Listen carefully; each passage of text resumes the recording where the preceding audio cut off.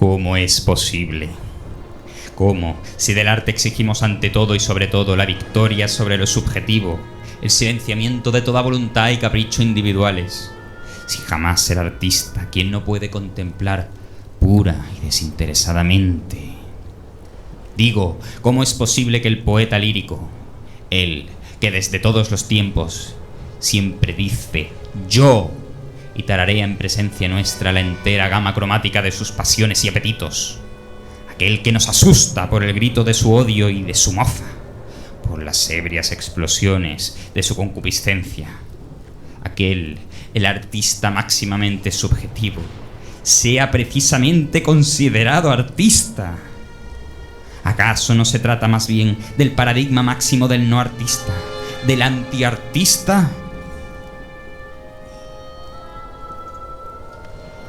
Si esto no es así, es porque en realidad el poeta no dice yo, cuando acaso creemos que está diciéndolo. Acerca del proceso de su poetizar, Schiele nos ha dado luz mediante una observación psicológica que a él mismo le resultaba inexplicable.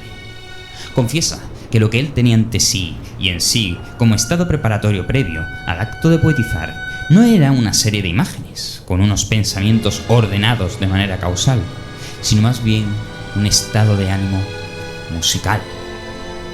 El sentimiento carece en mí, al principio, de un objeto determinado y claro. Este no se forma hasta más tarde. Precede un cierto estado de ánimo musical y a este sigue después, en mí, la idea poética. Así, como artista dionisíaco, el lírico se identifica plenamente con lo uno primordial, con su dolor y su contradicción. Produce una réplica de ese uno primordial en forma de música, aun cuando ésta ha sido llamada con todo derecho una repetición del mundo y un segundo vaciado del mismo. Después esa música se le hace visible de nuevo como en una imagen onírico simbólica. Aquel reflejo conceptual y afigurativo del dolor primordial en la música, con su redención en la apariencia, engendra ahora un segundo reflejo, en forma de símbolo o ejemplificación individual.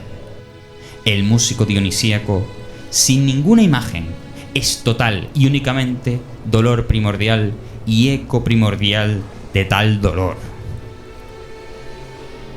Ya en el proceso dionisíaco, el artista ha abandonado toda su subjetividad. La imagen que su unidad con el corazón del mundo le muestra ahora es una escena onírica, que hace sensibles aquella contradicción y aquel dolor primordiales, junto con el placer primordial propio de la apariencia.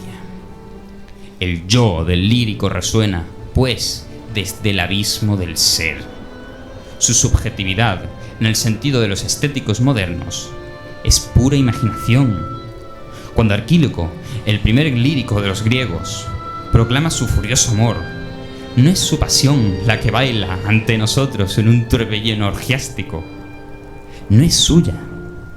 Su yoidad no es la misma que la del hombre despierto, empírico real, sino la única yoidad verdaderamente existente y eterna, que reposa en el fondo de las cosas, hasta el cual penetra con su mirada el genio lírico a través de las copias de aquellas.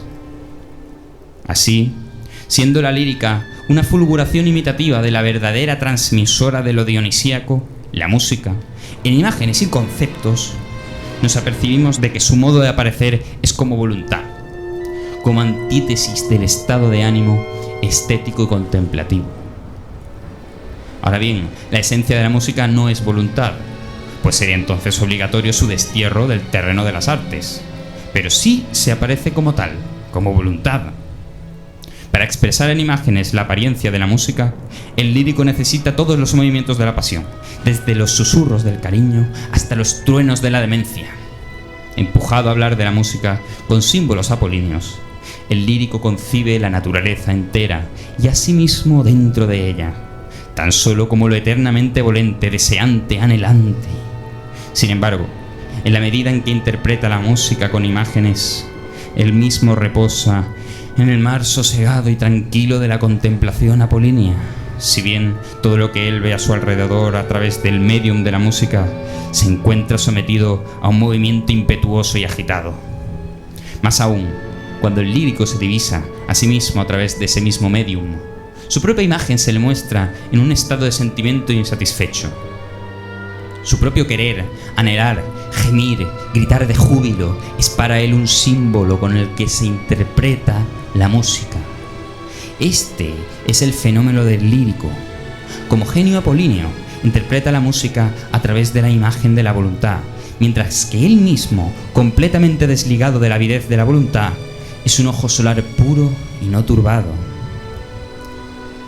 Con el lenguaje es imposible alcanzar de modo exhaustivo el simbolismo universal de la música, precisamente porque ésta se refiere de manera simbólica a la contradicción primordial y al dolor primordial existentes en el corazón de lo uno primordial, y por tanto simboliza una esfera que está por encima y antes de toda apariencia. Comparada con ella, toda apariencia es, antes bien, solo símbolo. Por ello el lenguaje, en cuanto órgano y símbolo de las apariencias, nunca ni en ningún lugar puede extraverter la interioridad más honda de la música, sino que, tan pronto como se lanza a imitar a esta, queda siempre únicamente en un contacto externo con ella. Mientras que su sentido más profundo no nos lo puede acercar ni un solo paso, aun con toda la elocuencia lírica.